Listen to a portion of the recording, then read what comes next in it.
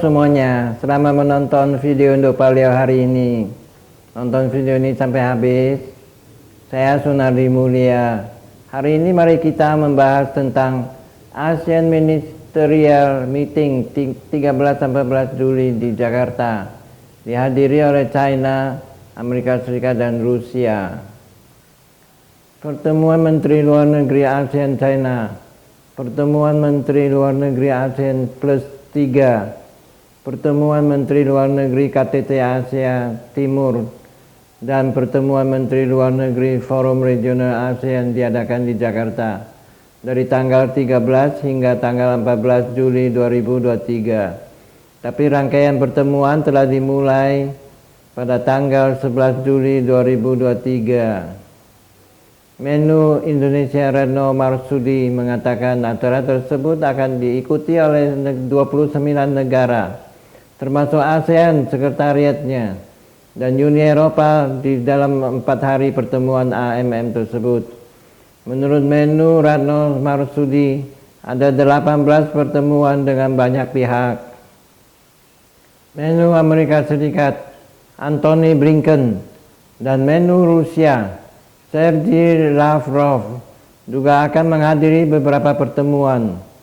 Pada pertemuan Menlu ASEAN kali ini, Menlu Arab Saudi Faisal bin Farhan menaikkan Traktat Persahabatan dan Kerjasama atau TAC ASEAN di Jakarta pada hari Rabu tanggal 12 Juli 2023. Faisal khusus hadir ke Jakarta untuk membuat Arab Saudi menjadi negara ke-51 yang menaikkan TAC. Setelah Arab Saudi, ASEAN akan memperluas kerjasama dengan negara-negara Teluk. Menlu Malaysia Damri Abdul Qadir mengatakan KTT pertama ASEAN dan Organisasi Kerjasama Negara Teluk akan digelar di Ria pada Oktober 2023. Retno Marsudi mengatakan ASEAN tidak hanya memperluas kemitraan di Timur Tengah. Tahun ini ASEAN menanti Meksiko, Panama, dan Spanyol menaikkan TAC. Eksesi TAC oleh 3 negara itu diharapkan bisa dilakukan di sela-sela KTT ke-43 ASEAN di Jakarta pada September 2023. Saat ini ada 11 pihak menjadi mitra wicara ASEAN yang terdiri dari 2 organisasi dan 9 negara. Mereka adalah Perserikatan Bangsa-Bangsa atau PBB dan Uni Eropa dari kelompok organisasi negara. Sementara dari kelompok negara ada Amerika Serikat, Australia, China, India, Jepang, Korea Selatan, Kanada, Rusia, dan Selandia Baru. Sebagai mitra ASEAN, Thailand kali ini diwakili oleh Direktur Komisi Pusat Urusan Kebijakan Luar Negeri Partai Komunis China, yaitu Wang Yi, karena Menlu Qingkang berhalangan hadir. China berusaha untuk melibatkan 10 negara anggota ASEAN, terutama melalui perdagangan, sebagai bagian dari kampanye untuk mencairkan pengaruh Amerika Serikat di wilayah ASEAN dan menentang tekanan dunia bilateral yang dipimpin Amerika Serikat. Namun, pengaruh China dibatasi oleh pernyataan agresif atas klaimnya atas hampir seluruh Laut China Selatan.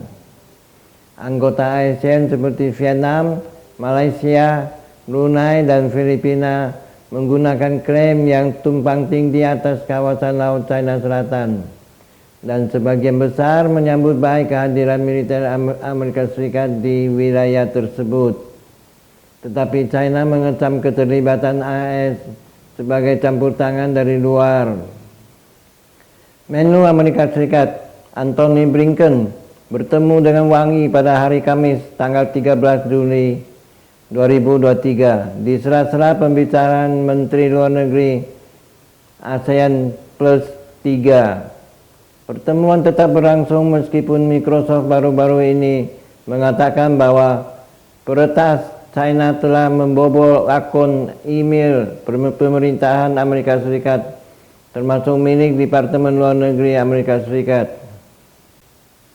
Selain itu, Wang Yi juga menyuruhkan China dan ASEAN harus mempercepat negosiasi pada versi 3.0 Area Perdagangan Bebas China-ASEAN atau FTA, yang diharapkan akan semakin meningkatkan tingkat kemitraan strategis yang komprehensif antara China dan ASEAN. Di antara pertemuan menu ASEAN, Retno Marsudi mengatakan pertemuan tripartit dengan Wang Yi dari China dan Sergei Lavrov menu dari Rusia. Kerjasama ketiga negara diharapkan dapat membantu mendorong proses multilateralisme, perdamaian dan stabilitas kawasan. Sebagai perwakilan dari pasar negara berkembang dan anggota kunci kelompok 20, China, Rusia, dan Indonesia memiliki kepentingan bersama untuk melakukan pertukaran dan kerjasama di antara ketiganya. Ketiga pihak bertukar pandangan tentang ketahanan pangan dan energi, mencatat bahwa tata kelola global harus ditingkatkan untuk memastikan kelancaran rantai pasokan serta ketahanan pangan dan energi negara-negara berkembang. Saat ini ASEAN harus lebih solid dan bersatu dalam percaturan geopolitik yang demikian dinamis.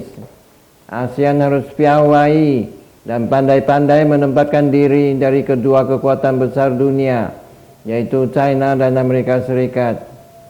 ASEAN harus memegang teguh komitmen bahwa jangan ada anggotanya yang memihak ke Amerika Serikat atau China. Amerika Serikat sangat keliru jika mengharapkan negara-negara ASEAN menghindari proyek infrastruktur dari China tanpa memberikan solusi yang lebih baik untuk pembangunan kawasan di negara-negara ASEAN. Terima kasih sudah menonton video Indo-Paleo hari ini. Saya Sunardi Mulia. Silakan like dan subscribe. Bagikan ke teman-teman Anda dan tinggalkan pesan di kolom komentar. Sampai jumpa lagi.